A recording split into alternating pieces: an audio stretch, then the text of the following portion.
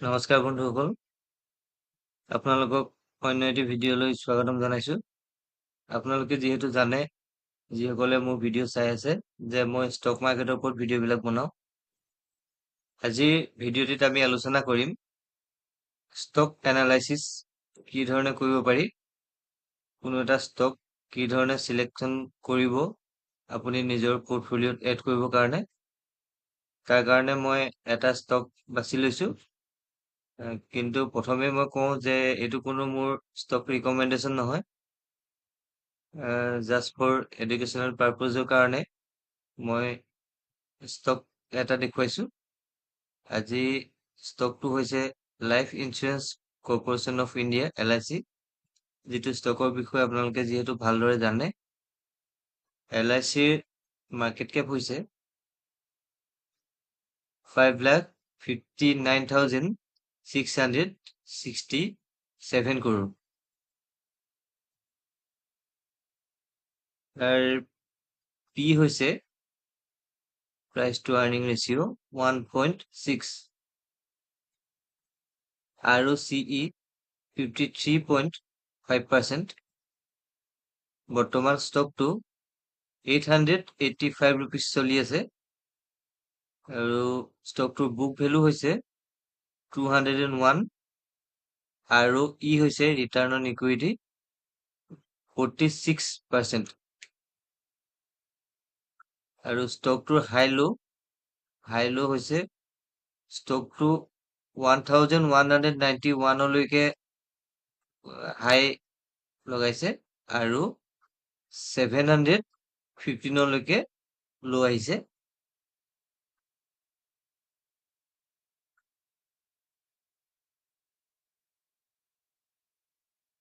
যিহেতু এতিয়া প্ৰাইচ চলি আছে 885, গতিকে আমি ডিসকাউন্টেড প্ৰাইচত ষ্টকটো পাইছো।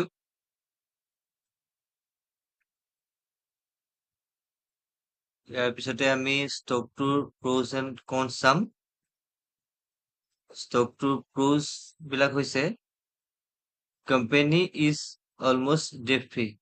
কোম্পানীৰ ওপৰত কোনো ধৰণৰ ধাৰ নাই, almost debt free company.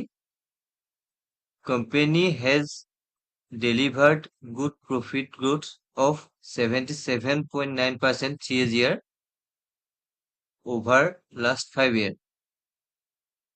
Over last 5 বছৰত 77.9% CAGR profit growth হৈছে। Company has a good return on equity ROE track record 3 years ROE হৈছে 63.2%। আৰু কনছ বিলাক হৈছে the company has delivered a poor sales growth of 7.22% over past 5 years. Last 5 বছৰত sales growth অলপ কম আছে 7.22%, আৰু tax rates seems low. কোম্পানীটোৰ dividend হৈছে 1.36%। প্ৰতি বছৰে 1.36% ডিভিডেণ্ড দিয়ে। আৰু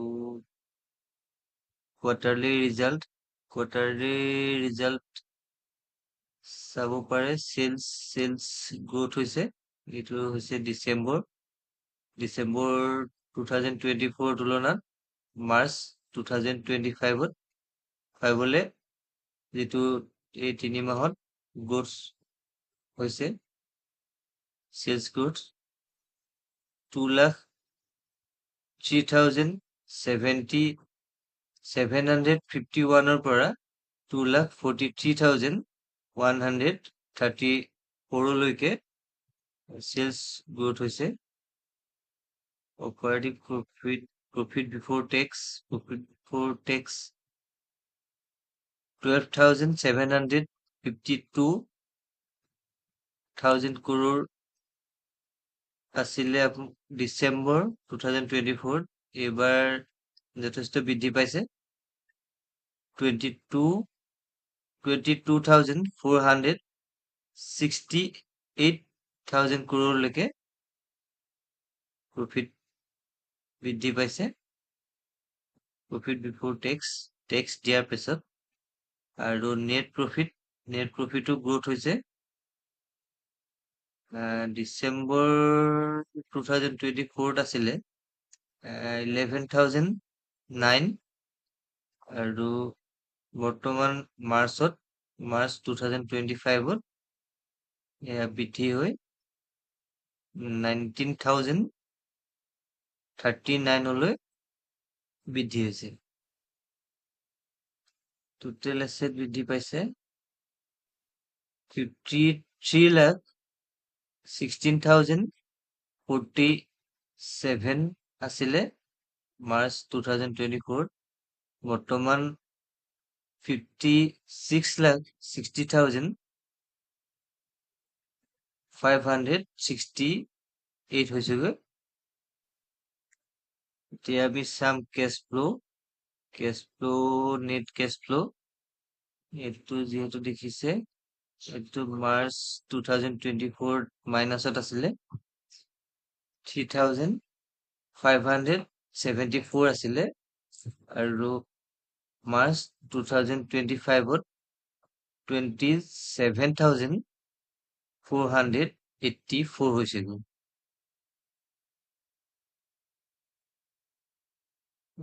শ্বেয়াৰ হোল্ডিং পেটাৰ্ণ এইটো যিহেতু দেখিছে প্ৰমোটৰ হোল্ডিং ছেপ্টেম্বৰ 2022 পৰা 22 আছিলে 96.50% বৰ্তমানো 96.50% আছে কোনো ধৰণৰ চেঞ্জিং অহা নাই FIS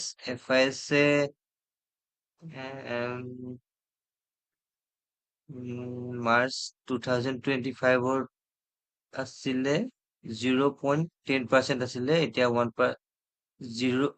0.11% লৈ বৃদ্ধি কৰিছে জুন 2025 আৰু DISৰ হোল্ডিং আছিলে ডমেষ্টিক ইনষ্টিটিউচনেল ইনভেষ্টৰ 1.27% বৰ্তমান তেওঁলোকেও নিজৰ হোল্ডিং বৃদ্ধি কৰিছে 1.37% লৈ বৃদ্ধি কৰিছে আৰু পাব্লিকৰ হোল্ডিং আছিলে মাৰ্চ 2025 2.13% বৰ্তমান পাব্লিকে কমাইছে 2.02% হোল্ডিং আছে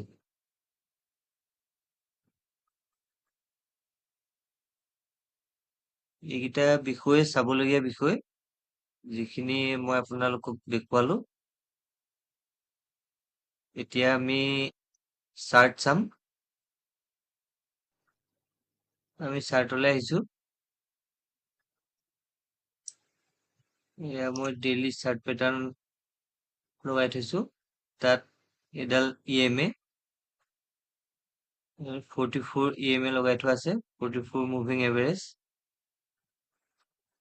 যেহেতু আপোনালোকে দেখিবলৈ পাইছে 44 মুভিং এভাৰেজে সাপোৰ্ট লৈছিলে ইয়াত সাপোৰ্ট লৈ মে 2025 পৰা মুভিং এভাৰেজত সাপোৰ্ট লৈ যেহেতু ওপৰলৈ গৈছিলে ওপৰলৈ গৈ প্ৰায় 979.80 লৈকে গৈছিলে তাৰপিছতে বৰ্তমান আজি আকৌ তললৈ আহিছে 884 আছে বৰ্তমান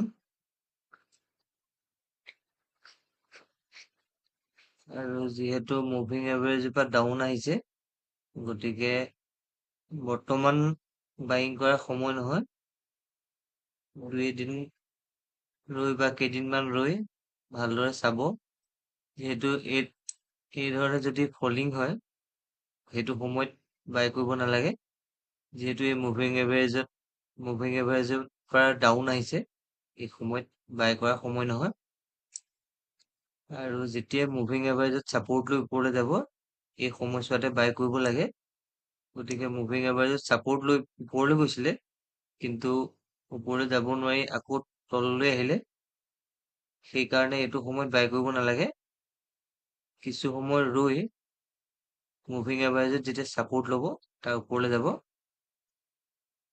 আগৰ দৰে এই ধৰণে যেতিয়া ওপৰলৈ যাব তেতিয়া আপোনালোকে ইয়াত বাই কৰিব পাৰে। আৰু যদি আমি উইকলি পেটাৰ্ণ চাওঁ,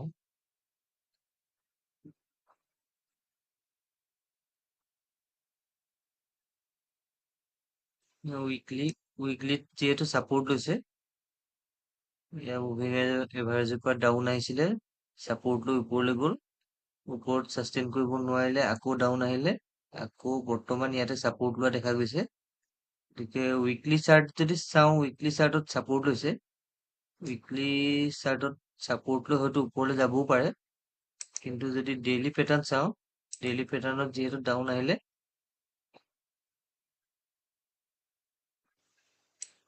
ডেইলি পেটাৰ্ণত যিহেতু ডেইলি চাৰ্টত ডাউন আহিছে মুভিং এভাৰেজৰ পৰা, সেইকাৰণে কিছু সময় ৰৈ কিছু সময় ভালদৰে আপোনালোকে এনালাইচিছ কৰিহে বাইং পজিশ্যন বনাব। গতিকে আজিৰ ভিডিঅ'টোত বৰ বিশেষ নকওঁ, ইয়াকে কৈ আজি ভিডিঅ'টি সামৰিছোঁ। যদি আপোনালোকে ভিডিঅ'টি ইনফৰ্মেটিভ বুলি ভাবে তেতিয়াহ'লে লাইক কমেণ্ট শ্বেয়াৰ কৰিব বুলি আশা কৰিলোঁ। ধন্যবাদ।